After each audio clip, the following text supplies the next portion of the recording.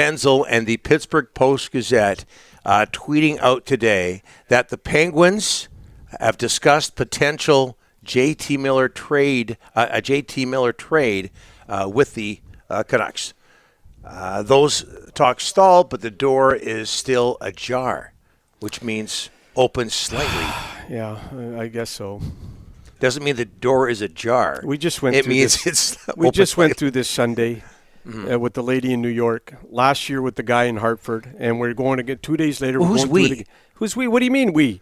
I'm telling you, I've talked to enough people. Yes, okay. You have, but our viewers and listeners don't know. Yeah, but what do you want me to say? Like every second day, there's a JT Miller update, and I don't know. It's an incredibly hard contract. Matt mentions here, we got to get him on the show one of these days, just to bother you. Maybe he makes sausage. I'm not sure, but he's from that area as well. Yeah, he is. And you've made this point a lot. He's from the Pittsburgh area. He is.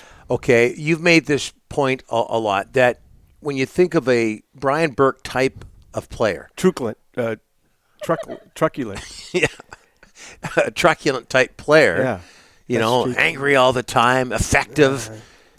JT Miller comes to mind. He's a Brian Burke. There's something, Rick, come on. In this business where there's smoke, there's fire. Yeah. And yesterday, and maybe I went on about this way too much, yesterday when it came out that he was going to be out for a week with an injury week to week, think he might have suffered on Saturday, that led to speculation. He got shot down. Now this story comes out of Pittsburgh.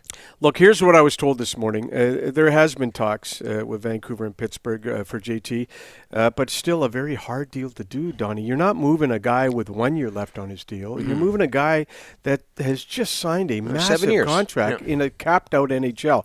So a ton of term and money to move. Here's the one thing I'll tell you to keep an eye on, though. The Canucks, Patrick Allvin and Scott Young, they know the Pittsburgh Penguins prospect pool inside out. Mm-hmm. Inside out. Here's the problem for the Canucks. Most of the the Penguins have are all left shot that are available. If you want to get Marcus Pettersson, Pierre, Olivier Joseph. You got 19-year-old Owen Pickering. He's a left Swift Current Western Hockey League first rounder. Another was first rounder that might interest the Canucks forward, Samuel Poulin. So what I'm trying to say, Donnie, is the need is on the right side. The need is on the right side, and Pittsburgh doesn't have anything there right now. So if you want a more left shot D, that's fine. I guess you could always move OEL to the right side next year, Donnie. But all the defensemen right now I see in Pittsburgh are left shot D. Mm-hmm. I'm just looking at what they have for draft picks here and how much they've given away. They have their first rounder the next 3 years. Actually, their first and second rounders the next 3 years. Okay, so Shayna Goldman is the lady from New York that you were talking about. She had a tweet that came out, like a couple hours ago or an hour ago, Ryan? How are you doing, by the way? Good? Swell. By the way, with the Penguins, take a look at the cap. A lot of money expiring after this season. Right. In Pittsburgh. Okay, so tell us who, Ryan. Just looking it up. There's a variety of UFAs. Because they just the most notable is Jason Zucker is making 5.5 this year. Yeah, Zucker's and he's done. Off the he's books. done after this year. Yeah. And Brian Dumoulin as well, and Tristan Jarry is a UFA, though, so they do have business to take care of. Mm-hmm. But in terms of a team that might fit, because people brought up Carolina yesterday, same sort of thing. They got a lot of money available after the season concludes. Yeah, and Carolina needs a winger, although they made a move today. Jesse Priorvi from Edmonton, long rumored to be out of town, and he officially gets moved out of town this morning. The lady from New York. A nice lady. It sounds like a Broadway play. And actually, she works for The Athletic. I also work with The Athletic with Kojak, Thomas Trant. So, we're all partners in this. Shayna Goldman. Yeah. You work with her, and you have no idea what her name is. Shayna Goldman is the woman who works for The Athletic out of New York. Here's her tweet as we build on this possibility of JT Miller moving on. And look, we're speculating. We're not getting any concrete news, so we speculate. That's what we do in this business. No apologies. League sources believe the Canucks have at least one sizable deal in the works by the deadline. With the wait due to cap management / space brokering, we'll see if it's Miller or someone else. Yeah. We wait and see. It's the crazy week. It's here's what I'll say, and I tell a lot of people this: there's 99 rumors a day, but you don't see 99 trades a day. No, but I think we're a talk show, and yeah, but there's 32 the name teams. JT Miller. Yeah, it's out there. One of the Canucks' top players, somebody with a really, really difficult contract to move, a questionable contract. His name's in the news right now, so we talk about it. Yep, it's okay. Absolutely. And Shayna Goldman, by the way, has a good reputation. Oh, big time. Right? Big time. Thomas told me last night. Well, no, she broke a couple of stories, did she not, Ryan? Over the last Devils, on the weekend, she broke the Tanner Jeannot trade. Yeah. And also Timo Meier, which took Yeah. a million years for anybody to get a return on. Yeah. She was the first to have that. Look at Shane is the third person now, if you think about it, over the last month, right? Friedman on Hockey Night. He's the one that started it originally. Teams are checking in. Teams had called.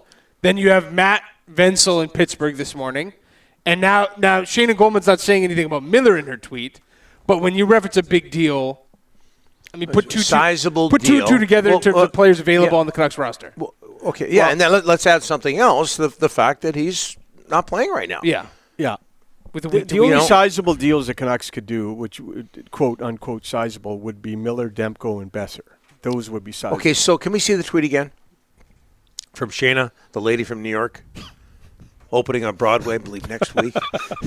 We'll see if it's Miller or someone else. Let's focus on the someone else.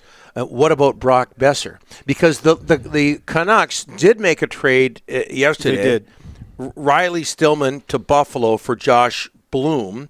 And I think most people, mixed reviews in that they get another winger, which, people are wondering, you get rid of a defenseman who didn't have all that much success in Vancouver, but he is a defenseman. That's an area of need for the Canucks, and they pick up yet another winger. But he's 19 years old. He's not going to play. They get cap room from that, right, Rick? Yeah, so the big thing right now, Donnie, moving Stillman's $1.3 million off the books is the big win in that trade, folks. The savings, and the Canucks have made it very clear to teams, every penny counts right now for this franchise because of, obviously, cap issues. So I'm told every penny counts right now. The savings can also help the Canucks in possibly moving Besser, because Besser's the guy with term, and Besser's the guy the teams need Vancouver to retain money on. So keep an eye on that one. Those savings are big. Look, the kid, Bloom, the Penguins liked him in his draft year, so hence the interest from Alvin, Donnie. So I'm just going to tell you, Bloom and his agent, Pat Morris, they're very happy that they're in Vancouver. I'll tell you one reason why, Donnie. He goes from Buffalo, where there's a boatload of prospects, to Vancouver, where there's not many. So here's the kid right here in the Ontario Hockey League. Another prospect. We don't know, add to the prospect pool, Donnie. Just another kid that's got to work his way to the National Hockey League. He'll be in Abbotsford next year, obviously. But the Canucks keep trading for wingers, not defensemen. Kravtsov last week, now Bloom, Aidan McDonough possibly. Bavillier's a winger. Bavillier, Aidan McDonough possibly in a week. They need defensemen. And then makes me really wonder, if you go out and do Miller, or if you do Besser, or if you do Demko, it's defense they got to get back, Donnie. Okay, Josh Bloom, a star with Cody Hotson's old team, the North Bay Battalion. Yeah, North Bay. Underrated hockey uniforms, that army green. The green. But has spent most of his career with Saginaw in the Ontario Hockey League. And you mentioned this third-round draft pick of the Sabres in 2021, just 19 years old. So he's not going to hurt them on the cap. Right. He's a good one, and I'll tell you something else. In his draft year, he didn't play a lot because of COVID. But I think the Canucks, he's another prospect. We're not going to sit here and say he's going to make the NHL tomorrow. We're going to say that the Canucks got a good prospect up front that they can work with and start developing right away. Let's throw some other names out there. Luke Schenn, what's the latest? Yeah, Luke Schenn, I have to be... you seem off today. No, I'm off because there was 500 million things going on before. Ryan's saying do this, you're saying do that. We had the photo from Thailand. It was a really... Sausages, Thailand, everything. It was all over the map this morning. We'll talk about Thailand in a bit. Luke Schenn. Yes. Donnie, I asked you. I gotta be honest with you that, look, they sat this guy 8 days ago, and here we are. There's no trade. That tells you that, again, The Vancouver Canucks have made it clear that they want a second or third round pick for Luke Schenn. And here we are 9 days later. You and I both know, Don, if they had a second or third rounder, the deal would have been done. I was told that Winnipeg was poking around on Schenn, but I heard that they prefer term, not his first choice. We knew Toronto was there. We knew Calgary's been there for a long time. Mm-hmm. But the Winnipeg is a name that I've heard a couple of times, but, just poking around. But you and I both know, Don, if they had a second or third, they'd have done Schenn by now. It tells me that they're probably getting fourth and fifth round offers for him. Not good enough. What would look worse for the Canucks if they traded Luke Schenn for, let's say, a third or fourth rounder? Yeah. Or after sitting him out with the trade speculation going on and trade-related revenues being associated with reasons rather being associated with Luke Schenn. What if they decided to extend him? Yeah. Decided to keep them. Would they look that bad? Like if they got a fourth rounder for Luke Schenn versus if the choice was fourth rounder or maybe less for Luke Schenn versus extending him, I'm extending him because I just get the feeling when I hear Quinn Hughes talk about him. Oh. And you want to keep that guy happy. Yeah. Well, Quinn Hughes. First he lost 50-plus assists, 3 assists last night. Yeah. Want to keep him happy. I'm not so sure it would be a bad. He's been their second best defenseman this year. And Quinn Hughes, first he lost Chris Tanev, who's a mentor and a big part, really big part of Quinn early in his career in Vancouver. Now possibly losing Luke Schenn. You're correct on that, Donnie. Big time. Yeah. And look, if they were to make, and I know some people are going to text me, well, Don, you always talk about a rebuild. Get whatever you can for Luke Schenn for the future. But if they make another big deal, and that includes some cap room and maybe some picks and prospects, well, that takes care of that somewhat. Meanwhile, you're keeping Quinn Hughes happy. Not a bad idea. Everyone still thinks Luke will go before Friday, but man, it's been 9 days since they sent him home from that was in Nashville. Yes. Yeah, a lot of people surprised it's not done by now. Aidan McDonough. All right. So, Donnie, seventh rounder in 219. The McDonough decision is not far away. His season is winding down. As of now, NCAA sources indicate the Canucks continue to hold positive talks with the McDonough camp.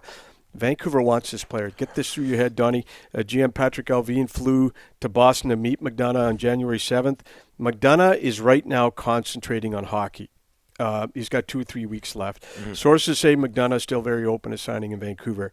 We'll see where this goes. I'm not saying he's signing. I'm not saying he's not. But I am saying the Canucks are still in the mix. But this organization, Don, is not overflowing with prospects. Mm-hmm. And you know this. But just go look at the Abbotsford roster. So players like McDonough are very important to get in the system and start working with them. So the Canucks really want this player.